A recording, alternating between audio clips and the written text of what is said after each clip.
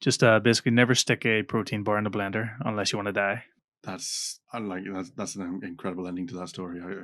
I didn't see it coming. Well, I was planning on putting it in a cake later, but that's not going to happen now. nah, don't do it. Anyway, welcome to Some Dude Shed, the podcast from a shed. My name is Mr. Grey. I'm joined by Mr. Red. Hello. And Mr. Black. Yo. And today we will be doing another round of true or false. We each have a story to tell, and basically it's our job to convince the others that it's true or not. These could be stories from history, or it could be about an invention, or who knows. So who shall begin? I'll go first, too. All right, Mr. Red, let's see what you got. When do you think it takes place? World War II. Yes. Fuck's sakes. So mine takes place in the Second World War, 1942, in the Pacific campaign. Okay. So Americans fighting Japanese mostly, I'm guessing. yes. Well, the British were fighting the Japanese, Oh, and the the British Australians and were the fighting Australians were there as well. Chinese were as well somewhere. They were fighting them since 1937. Yeah. 2 years before they even kicked off. I don't feel like this is already a digression. Moving on. It is. It's set in the Solomon Islands, at Guadalcanal. Sure. That's a real island. Yes, it's a real chain of islands in Guadalcanal. Does this place island. exist? True or false? So after the initial US invasion of the islands in early 1942, the Imperial Japanese Navy managed to knock back the US Navy and effectively cut off the US Marines now stuck on Guadalcanal. Okay? We following that? Mm-hmm. So while the Marines were cut off, they were taking shell fire from Japanese ships for a number of days. The situation was getting a wee bit dire. So they're just, inland, it's getting constantly shelled. Not fun. No. So eventually one of the Marines, by the name of Lieutenant John Thomas, came up with the idea to damage one of the Japanese cruisers that lay anchor just offshore in the hopes that it would force the Japanese to withdraw their ships further out so their shelling wouldn't be as accurate. Now, in order to get close enough, He'd have to swim. Right. And he didn't really want to get spotted, so he got a crocodile. Right. Okay. And he cut it in half and hollowed out the top half. Put in a bamboo-style handle across its midsection and put a small snorkel through its nose. Okay. This is just like the kangaroo story again.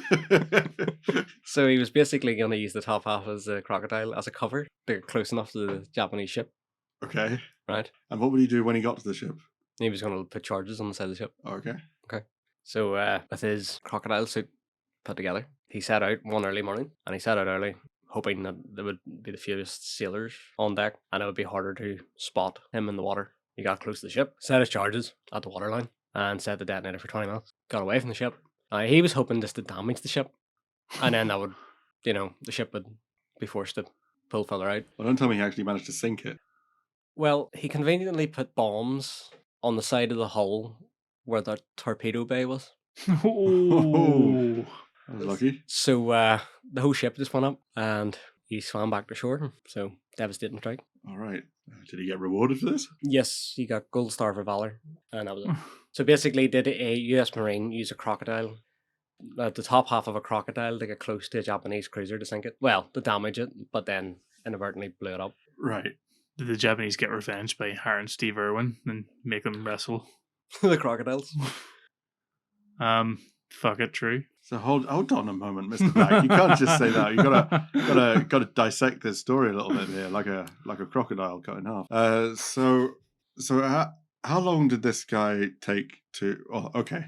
Let's start at the start. Did he get permission from his commanding officer to do this? No. Oh, so he just. Well, these are just a scattered group of Marines.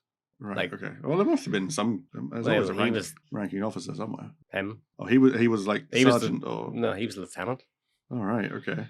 So on Guadalcanal, as far as I understand, well, he didn't ask for permission from anyone, but as far as I understood, that it was just scattered groups of Marines that had orders to hold out as long as possible until reinforcements arrived. Failing that, they were to fall back further inland and fight a jungle war. What was the guy's name? Lieutenant John Thomas. Lieutenant John Thomas. Okay, so John Thomas. At some point, him and maybe one of his soldiers went out, shot a crocodile, a saltwater crocodile, I'm guessing. I'm It assuming so. must be a saltwater crocodile because they're tiny islands. They couldn't sustain a population on the land. So he shot a saltwater crocodile, which are quite big, so size isn't a problem. But he had to cut it in half They do have big trunks now. down the middle. Yeah, they do. I'm assuming he And had somebody else. hollow it out. I'm assuming he had help with it. Yeah. But it'd be like cut it in half, and I assume they just used the top layer of skin. Yeah, well, you've had to have substructure as well, so it probably kept the bones in as much as they could. I don't say they take the bones out. It's hard. It's basically like. They're still flexible. If it wasn't flexible, they would make handbags out of them. Oh no, they used like an oil or tar or something. No, I didn't take that down. They used an oil, like a tar or something, to harden the inside of the. Right. And okay. I can't imagine anyone else going along with Is the he plan. looking up whether the Guadalcanal's real? No, I came across a thing called the John Thomas sign. The You're not allowed to Google names. That's not fair. No, because I thought John Thomas rings a bell. I wasn't looking up, the actual guy. He's cheating then. No. I'm You're not disqualified. No. I'm not looking up the actual guy. You looked up his name. No. I typed in John Thomas meaning because I'm pretty sure I've heard it used as slang for something. Right. For like a willy or something. Oh, and right. it came up here. The John Thomas sign, also known as the Throckmorton sign, is a slang term or joke term used in the field of radiology. It refers to the position of a penis as it relates to pathology on an X-ray. Only you would know that.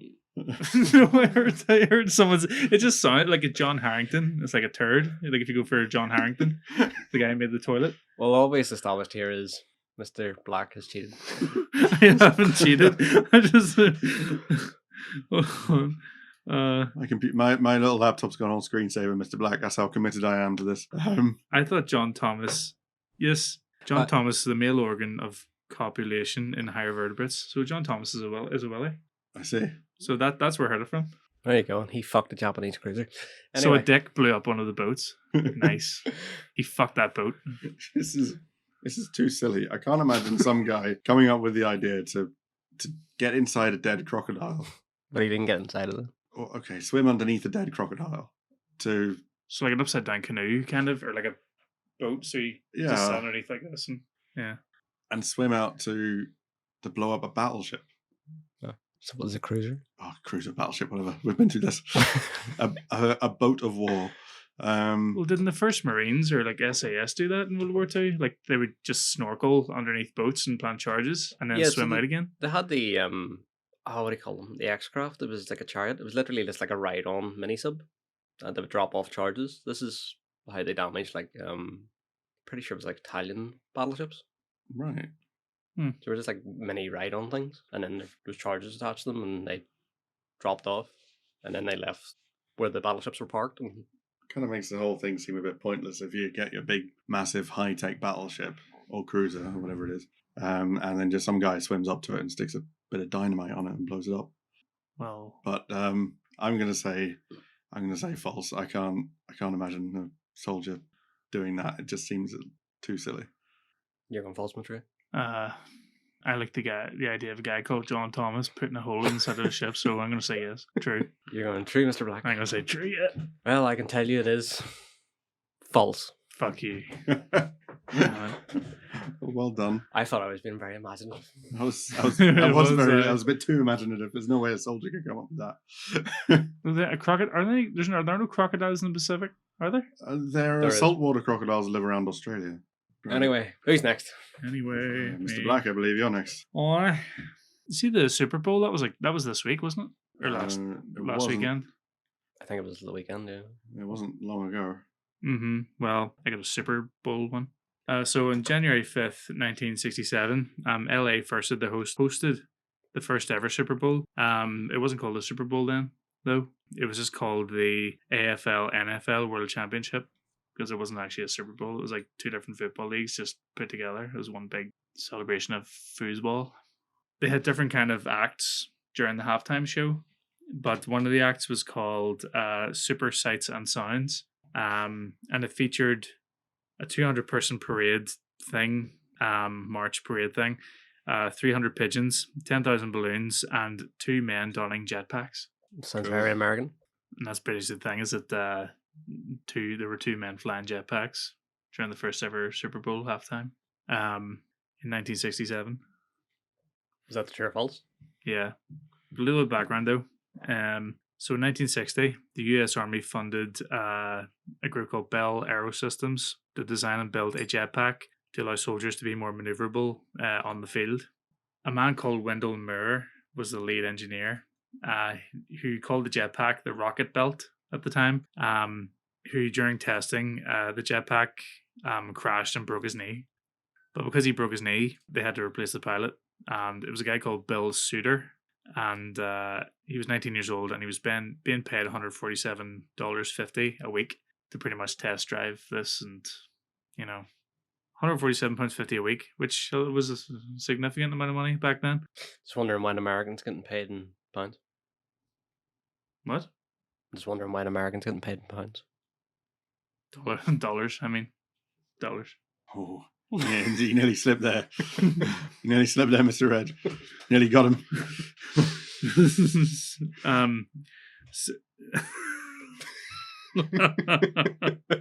Suter did his first public flight at Disneyland in 1966, where Suter and the team met another guy called Tommy Walker, and he was the entertainment director at Disneyland at the time. They teamed up, and Walker booked them into the halftime show at the Super Bowl the following year. During the halftime show, once the band started marching, Suter and his Rocketeer partner Robert Porter, and they were both wearing like these little T-shirts. So one said AFL, other one said NFL on it. But then they blasted off, flying 60 feet off the ground for about 22 seconds in front of a crowd of 60,000 people. Suter became Sean Connery's Rocketman stunt double in Thunderball, the James Bond film. Right. And he then flew at the 1984 LA Olympic Games. And then finally the US Army scrapped the contract for the jetpack because they thought being able to fly for 22 seconds was a bit crap. It is. So, yeah, that's pretty much it. Have you seen the water jetpack thing? The water pack, yeah. Yeah. Oh, they're pretty cool. You can actually stay in the air indefinitely, well, until the fuel runs out. Yeah, well, because it uses water for thrust. It's just Yeah, but they're usually cabled to the ship. cabled. Well, they've got a big hose in the water. They can't. Well, no, for the electric power for the pump. Oh yeah. So that they're tethered to the ship. Where does the lift they happen? Like, does it whenever the water from the pack hits the water, is it being pushed up from the water, or is it being Once the thrust pushed being- up from the thrust from the jetpack itself? It's the thrust of the water being pushed down. Is it? Yeah, it's the thrust of the water being expelled from the back of the pack. So you can effectively go as high as you want then, as long as you can get As water. long as you got the hose long enough, I suppose. Yeah. Nice. Um, I don't think I- use them. Like the Marines but- could use them. I'm just wondering what they would need, what they could do with it. Well, Marines, like, Yeah, or you the need to be in Navy. the water. Yeah, the Navy. So just use it to dock enemy ships and all. Actually, yeah, if you're going to board an enemy vessel, yeah, that would probably That'd be be really pretty useful. it would really confuse your enemy. They see you flying in, what the fuck? You know? But then they probably see you coming, so you probably have to like fly really But low. you have the phalanx system that there's the mini gun that's meant to shoot down missiles that are coming in. What do you think they're going to shoot at? I suppose you approach them underwater and then you just pop up right at the And blast up along Edge the of the side ship, of the yeah. right up the side of the hull. yeah. Unless Just they hop, have, hop like, over the railings. I don't think your minigun's going to get you there. So. No. unless they have like scuba gear on, and they could use the machine to propulsion. English. They use the machine to like sort of. Mr. Gray just said to go underwater. It seemed to make most sense. Yes, I mean, like underwater, but then they can go up, and you can use it to fly in the air. Then once you get to where you need to be, Hmm. you know. But talking about these jetpacks, I've seen the guy at the Olympics flying on a jetpack in the 80s, and he just goes phew. For 22 seconds. Yeah, he doesn't go very far, but he Yeah. flies across the Olympic Stadium. You've seen that, Mr. Gray? Well, in a video. 1984. I'm not old enough, I'm afraid. So So the jetpack back then, that was a real thing, Hmm. but it was a bit rubbish. I also happen to know a strange stat that they use more. They're very impractical in terms of fuel usage. Yeah. Per second, they use more fuel than a jumbo jet. Mm-hmm. So that's why you can't fly for very long, because all your fuel just goes disappears. Plus, like, there's only so much fuel you can carry on one person before it's way too heavy for them to carry, Hmm. or too bulky as well. So I think that's actually why the US Army scrapped it, because there's no way to make them more efficient, at least not at the time. at the minute, would it not be like a wingsuit would be the most useful thing? Like Yeah. if you're going to launch a load of You got to start high up for that. paratroopers from a plane, and they jump out of a plane and use the wingsuit to. Surely, like a drone backpack would be good, right? Have like a quadcopter stuck to your shoulders and you just fly up. I don't know. Maybe. I don't know. Yeah. They can carry big, heavy cameras. Yeah. So the true or false is, did two guys use jetpacks at the At the Super Bowl halftime in 1967? 62, did you say? 64? I can't 67, remember maybe? the date. 60 something. I thought it was 67. 67, January 5th, 1967. I'm going to say true. It sounds very plausible. I know they did have they were working on jetpacks at the time. Mm-hmm. Didn't know he was in James Bond, though. That's pretty cool. Yeah. Well, yeah. The exact same model and everything. Mm-hmm. The guy flew. What's wrong? And it's just the fact that they were getting paid in pounds. I don't know. The Super Bowl just happened, and I think he may have heard that and thought, what wacky story can I come up with at the Super Bowl? They have Google's crazy halftime shows. $147.50 quid. It's $147. 50. I don't know what that is in today's money. That's It'd be quite a bit, a few thousand. yeah. But then it does seem like a lot of detail, but then he might put all the detail in to convince you that it was. Why would I do that? The Super Bowl happened this week, as we said at the start. I think you've just. Well, weirder things have happened during the Super Bowl. Like Janet Jackson had her titty whipped out during one of them. So. Ah, yes. Classic moment. Yep. Fun for all the family. I think you've just heard the Super Bowl's happened and you thought, what weird story can I bring up with the Super Bowl? I'm going to go false. I'm saying true. Because of the money thing? No, I just think, as I said, it's the Super Bowl happened on the weekend there. I think you've just heard about it and then you're like, oh, I'll make my story up about that. So I'm going to go false. So you're false and you're true? Yep. Well, it's true. Oh, cool. There you go. It's cool. Jetpacks. But I mean, they were shite, only 22 seconds. Yeah, 22 seconds, and they've got no safety at all. I mean, if your fuel runs out when you're up in the air, that's it. Poof, down you go. And the thing is, too, they were flying over people. And I was just thinking, what if the hot air flew down and, you scalded somebody or... I'm more worried about the gases, isn't it? There's a burnt kerosene that's coming down. I have no idea. So, Moving on then. So on to my story then. My story will go all the way back to a land with no pyramids. We're going back to ancient Rome on this one. And this story is about Julius Caesar.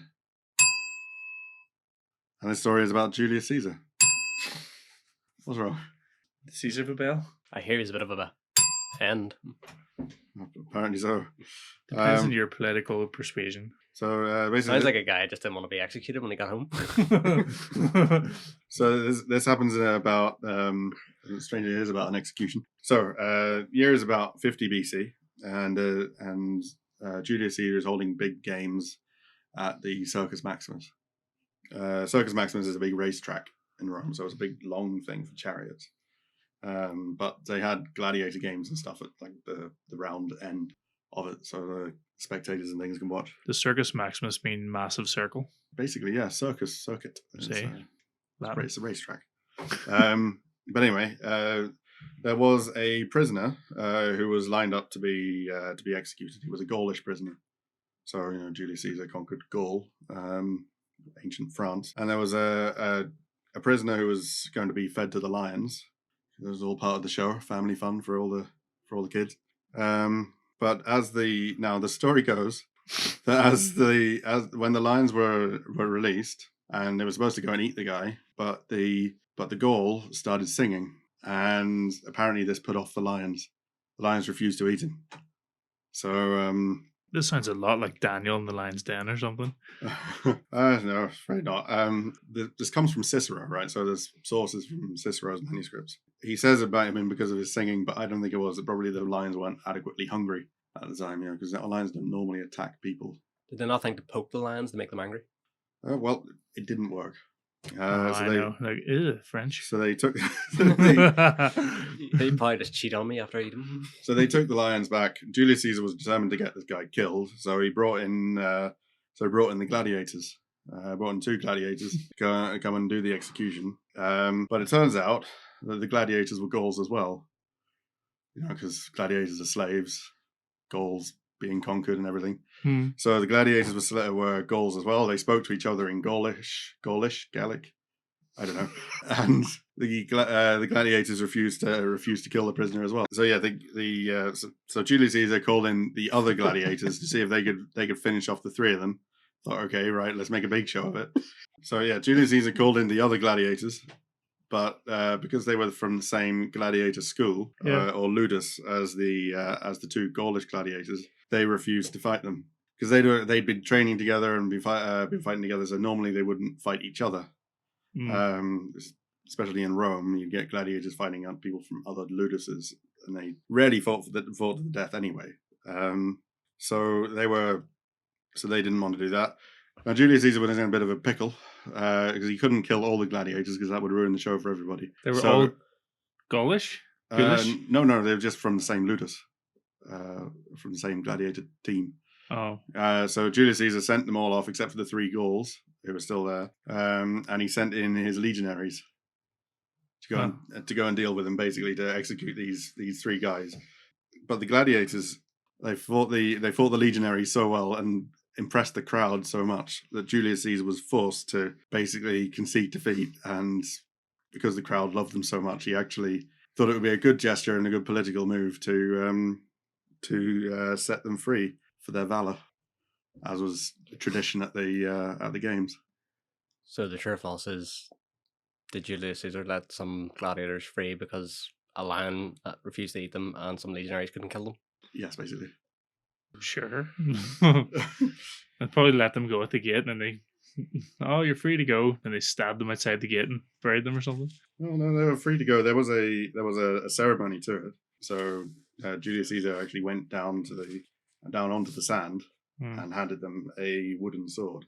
That was symbolic of. I don't really know what it's symbolic of. It gives them a wooden sword, and that symbolizes a gladiator's freedom. And then they were free to go. Quite weird the way it works, because gladiators were kind of wealthy as well, despite being slaves. Actually, quite a bit of money because of their winnings and stuff. Were they entitled to some R&R at the baths? They probably had very special treatment at the baths, and a lot of attention as well. Some happy endings. Absolutely. Gladiators are like super sex symbols, so they were the sexiest. They were the sexiest men in Rome, despite the fact they were slaves. Every woman wanted a gladiator, and every man wanted to be one, sort of. Sure. It's a bit more believable than the fucking pharaoh whacking off in the river, so I'd say, yeah, it's true. That was true. I don't know why Julius Caesar would personally hand them the wooden sword, but... Well, that was the ceremony. It was all to please the crowd. So, if Julius Caesar himself was seen to give the gladiator freedom instead of just some guy, then people would be very happy with that. And Julius Caesar was actually very popular with the people. He knew how to play the crowd. It was just the politicians, he wasn't. Yeah. It's funny that it seemed like the last few years there was a politician like that. I'm afraid I have no idea. I don't follow Mozambique politics. Yeah, I'm gonna say true. I can't imagine the last bit. I'm gonna go false. You're gonna go false? Ooh. Yeah, I'm gonna say true. All right. Well, guys, I can tell you that this is the plot to Asterix the Gladiator. I just basically this is fiction. I feel betrayed. So a big thank you to Goscinny and Uderzo, who came up with an amazing story, making my childhood better. The Asterix books. Asterix and Obelix. Yeah. So yeah, the story in the book is that the bard, the bard who can't sing, he gets captured by the Romans. And the Romans, he was supposed to be a gift to Caesar, but Caesar hated him because he couldn't sing, so he threw him to the lions. And then he put off the lions by singing really badly as well. And then Asterix and Obelix came to save him by pretending to be gladiators. Nice. Very good, very good. There we go. Adapted fiction. Very good. And that's our story for the end of the day. Absolutely. Well, there you go. All I can hope is that whoever's listening has learned something. Yep. Our one subscriber. Hey. We know you're out there. Till next time. Have a nice day. Bye-bye.